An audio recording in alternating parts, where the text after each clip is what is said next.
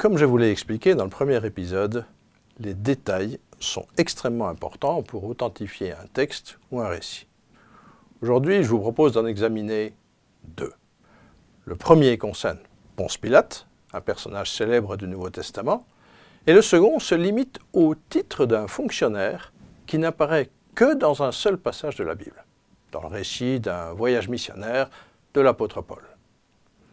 Alors d'abord, Pilate. Que sait-on de ce personnage? Les historiens nous disent qu'il était en fonction en Judée de l'an 26 à l'an 36. Dans le Nouveau Testament, Pilate est nommé 69 fois, sous plusieurs désignations. On le trouve 4 fois sous la forme Ponce Pilate.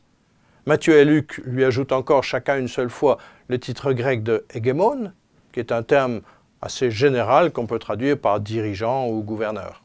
Sinon, il apparaît 60 fois simplement comme Pilate, et 7 fois comme ho hégémon, le gouverneur. C'est un détail, mais qui a une certaine importance, comme nous allons le voir. Hors de la Bible, l'existence de Pilate est attestée par 2 écrits, un de Flavius Joseph et un autre de Tacite, historien romain vers l'an 110, donc 80 ans après la crucifixion. Tacite écrit que des christiani, des chrétiens, ont été livrés au supplice par le procurateur Ponce Pilate. Flavius Joseph, l'historien juif du 1er siècle, en a parlé encore plus tôt, dans les années 71-75. Ce fils d'un prêtre juif, devenu par la suite citoyen romain et historien, nous a laissé plusieurs récits. Dans son 2e livre de la guerre des Juifs, au chapitre 9, il mentionne Pilate, que Tibère envoya comme procurateur en Judée, etc. Flavius Joseph mentionne donc explicitement lui aussi Pilate, qu'il qualifie précisément, tout comme Tacite, de épitropos ou procurateur. Je vais y revenir. Puis à notre époque, une équipe d'archéologues italiens qui effectuait des fouilles à Césarée a découvert en 1961 une pierre portant cette magnifique inscription. Il faut se souvenir que Césarée-Maritime était à l'époque du Nouveau Testament la capitale administrative romaine de toute la région. C'est là qu'Hérode le Grand a fait construire son palais avec piscine en bord de mer, un hippodrome et même un théâtre. Et c'est là que siègent les différents dirigeants qui se succèdent à la tête de cette région sous occupation romaine. Hérode le Grand, vous vous souvenez, c'est lui qui est mort peu après la naissance de Jésus et c'est lui qui a restauré le temple de Jérusalem en faisant construire une immense esplanade avec des murs d'enceinte impressionnants dont on voit encore une partie aujourd'hui dans la partie basse de la muraille qui soutient l'ancienne esplanade du temple. C'est encore lui qui a bâti la forteresse Antonia au nord du temple, tout comme le palais fortifié à Massada dans le désert de Judée, etc. Et c'est donc là, à Césarée, en examinant de près les restes du théâtre, que cette équipe d'archéologues a découvert un morceau de pierre avec cette inscription. Cette pierre avait été placée là 4 siècles plus tard par les Byzantins pour restaurer les marches d'un escalier au bas du théâtre. Elle provenait certainement d'un autre bâtiment, avait été réutilisée et meulée pour s'ajuster dans l'escalier. Et il se trouve donc qu'elle comportait un fragment d'inscription. Elle est aujourd'hui conservée au musée archéologique de Jérusalem. Ces quelques mots incomplets sont gravés sur un bloc de calcaire qui mesure 82 cm de haut et 65 cm de large. Et on peut encore parfaitement lire les quelques mots qui restent. Sur les 4 portions de ligne, on peut lire les lettres Tiberieum, Tius, Pilatus, Ectus, Iuda, et sur la 4e ligne, juste la lettre E. En cherchant à reconstituer ces fragments de ligne, les chercheurs ont établi qu'il fallait lire Tiberieum, donc un mot qui fait référence à Tibère, qui dirigeait l'Empire entre 14 et 37, puis Pontius Pilatus, donc Ponce Pilate, qui était effectivement en fonction à cette époque.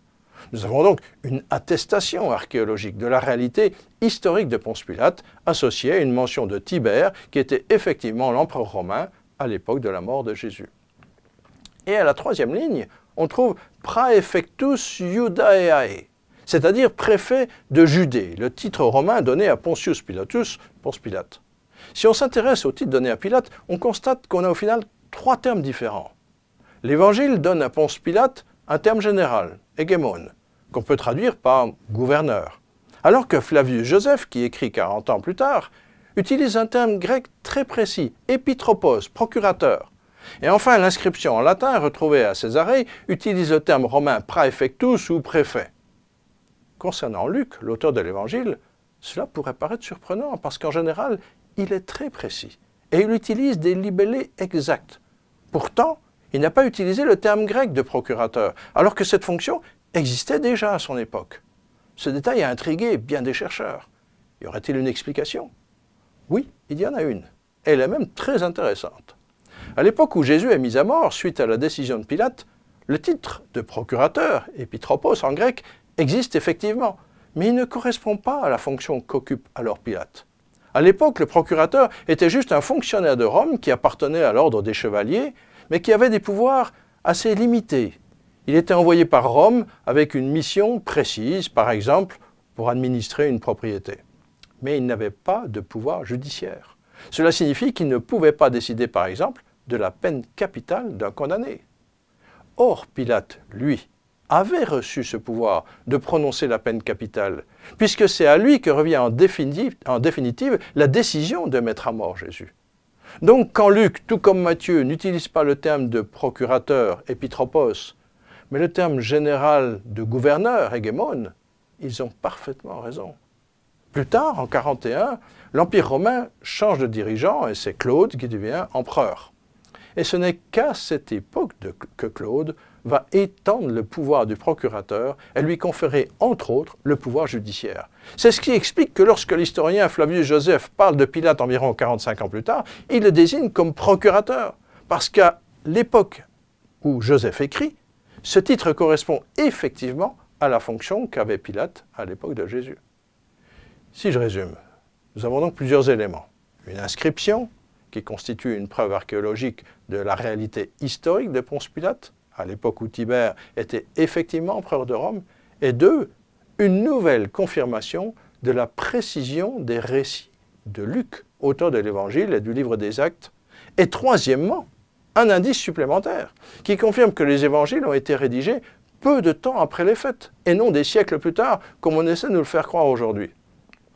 En effet, ni Luc, ni Matthieu n'ont utilisé le terme de procurateur dans leur évangile parce que là, à leur époque, ce terme ne correspondait pas à la vraie fonction de Pilate.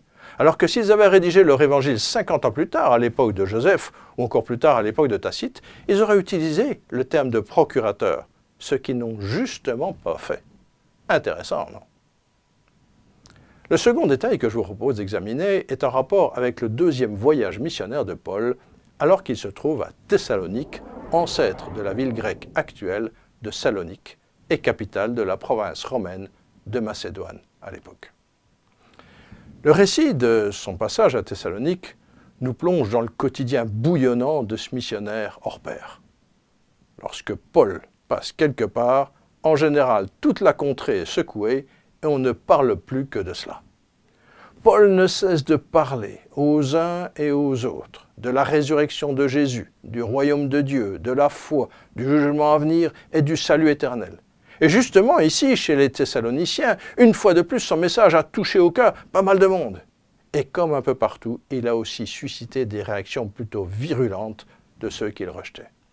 Et le texte qu'on trouve dans le livre des Actes, au chapitre 17, nous dit « N'ayant pas trouvé Paul et Silas, les Thessaloniciens prirent Jason et le traînèrent avec quelques frères devant les magistrats. » Le détail intéressant n'apparaît pas quand on lit le texte en français, mais si on regarde dans l'original grec, la langue utilisée pour rédiger le Nouveau Testament, on s'aperçoit que le texte utilise un mot très spécial qui n'apparaît nulle part ailleurs.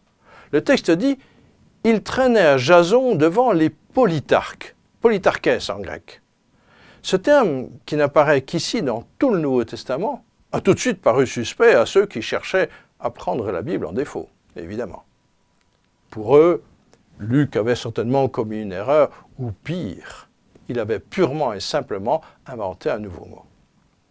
Cette fois encore, pour les croyants spécialistes du texte, cela paraissait surprenant parce que Luc est un auteur très précis. Mais on ne trouvait ce terme que dans la Bible. Bizarre. Et pourquoi Luc n'avait-il pas employé d'autres mots bien connus comme stratégoi, magistrat ou exousias, autorité? Dans toute la littérature grecque, on ne trouve Polytarchès nulle part, sauf peut-être une fois dans un texte très ancien et encore orthographié un peu différemment. Vraiment bizarre. Et ce genre de détails jetait même un certain discrédit sur Luc et donc sur la fiabilité de ses écrits, même si au final c'était juste un tout petit détail textuel. Et pendant des siècles, on n'a eu aucune explication à cette bizarrerie. En passant, cela nous apprend que même si on ne comprend pas, il ne faut jamais se presser d'accuser la Bible. C'est en 1740 que fut publiée pour la toute première fois une inscription extérieure à la Bible qui comportait ce terme unique. Sur une grande voie qui traversait toute la région et passait justement par Thessalonique, la Via Egnataia, on a retrouvé les restes d'une arche qui s'appelait la Porte Vardar. En 1867, cette arche avait été démantelée et ses pierres avaient été réutilisées pour réparer la muraille de la ville. Et une de ces pierres comportait une inscription très intéressante. Elle est aujourd'hui conservée au British Museum.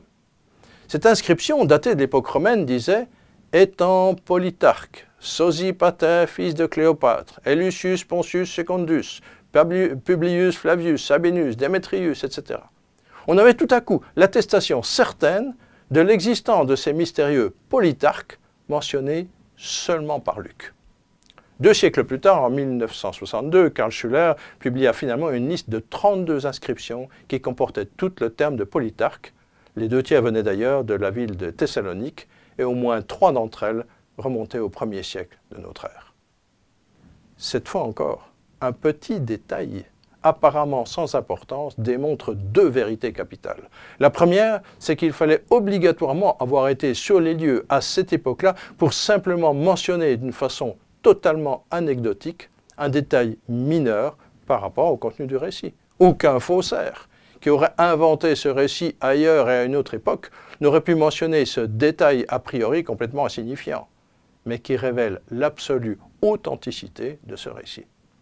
Luc, compagnon de Paul, a bien été le témoin oculaire des événements qu'il relate dans le livre des Actes. On remarque d'ailleurs aussi dans la liste des noms de Polytarque sur cette inscription, le nom de Sosipater, nom qu'on retrouve au chapitre 20 du livre des Actes, ce qui montre bien que ce patronyme était effectivement en usage à cette époque.